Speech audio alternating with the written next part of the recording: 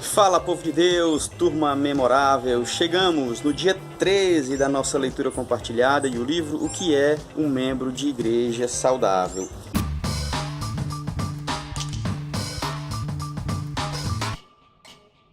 O dia 13 a gente vai conversar sobre o membro de igreja saudável é um evangelista bíblico. Atenção, a gente está falando agora sobre evangelização. Então, nós precisamos ser evangelistas bíblicos. Isso é fundamental. Até anotei aqui, ó.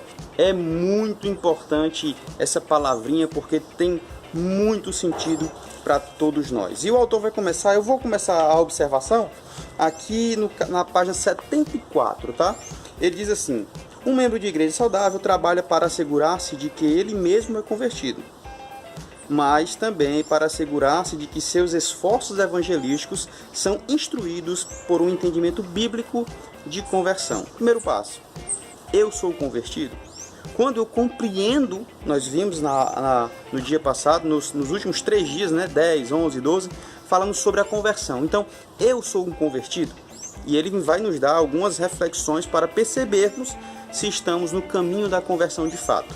Sou convertido? Sou. Primeiro passo. Agora, eu vou instruir as pessoas biblicamente no caminho do Evangelho de Jesus de Nazaré. Aí, ele vai tratar aqui um entendimento bíblico da evangelização. Olha que negócio interessante. Eu nem sei, deve ser muita coisa para a gente conversar, mas, enfim, esse vídeo vai ficar um pouco maior, mas vai ser bênção, eu tenho certeza disso.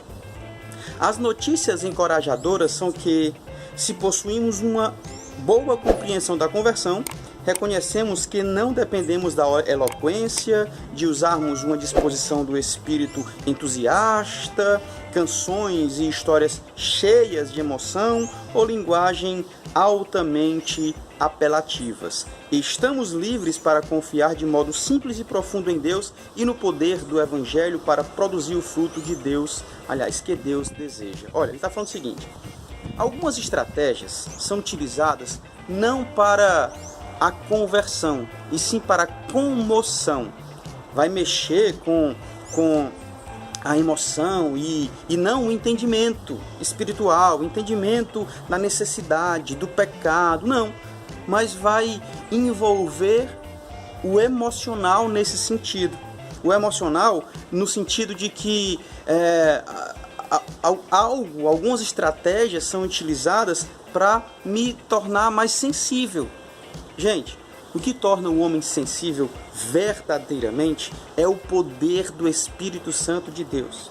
O que produz fruto na vida do homem e da mulher é Deus agindo no seu coração, tá? Não adianta eu ficar usando palavras apelativas, eloquentes, sons tenebrosos ou histórias escabrosas para que as pessoas venham estar sensíveis, com medo. Isso não é o ideal na evangelização, isso não é correto na evangelização. O correto é você falar Bíblia e acreditar e confiar no poder de Deus que produz a vida, que produz vida a todos os homens. Devemos plantar e regar fielmente. Isso aqui é interessante, porque muitas vezes nós achamos, mas é um serviço de Deus? Ok, então Ele que faça a obra, tá? Mas eu tenho que plantar. Eu tenho que regar fielmente, e fielmente na palavra de Deus. E dessa forma confiar que Deus vai dar o crescimento. Poxa, a gente vê tanto isso na Bíblia Sagrada. Paulo fala em Coríntios, Paulo fala aos Colossenses, em Corinto e aos Colossenses, que Deus vai dar o crescimento. Mas ele plantou, Apolo regou, o Pedro regou, o Tiago... A Bíblia inteira está nesse sentido. Então eu preciso plantar, você precisa regar e esperar, confiando em Deus que vai dar o crescimento. Para finalizar essa parte, no dia 13, ele vai dizer o seguinte: a evangelização bíblica exige compartilhar as maravilhosas notícias de que Cristo morreu em favor dos pecadores e exortar os ouvintes a que se arrependam e creiam. Preste atenção. Muitos das nossas evangelizações são pautadas na pessoa. Tipo assim: você quer que seu marido volte para casa? Então vem para a igreja. Você quer que seu filho saia das drogas? Então aceita Jesus.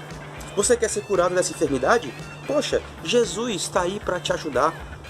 Se converte, confessa o nome dele, que todas as coisas estarão resolvidas. Não, esse não é o cerne da questão.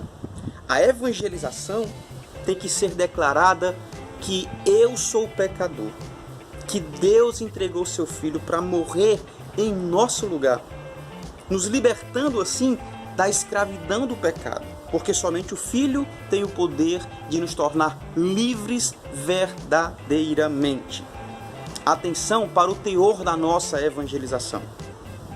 Uma enfermidade, ou a cura da enfermidade, o retornar de cônjuges, o estreitamento nos relacionamentos familiares são maravilhosos, talvez até consequência de uma intimidade com Deus, comunhão com Deus.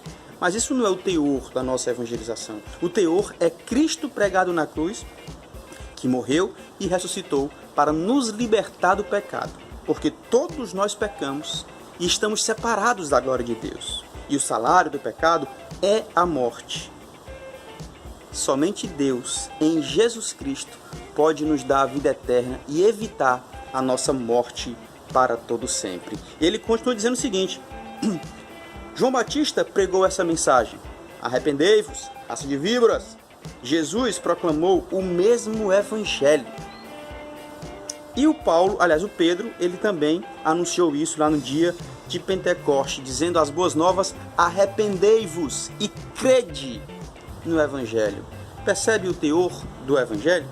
É levar o pecador ao arrependimento em Cristo Jesus, confessando suas limitações, suas debilidades, seu pecado, e que somente Cristo tem o poder para nos resgatar. Deus nos entregou a redenção em Cristo Jesus. Pense nisso, fique na paz de Cristo e seja memorável sempre. Valeu!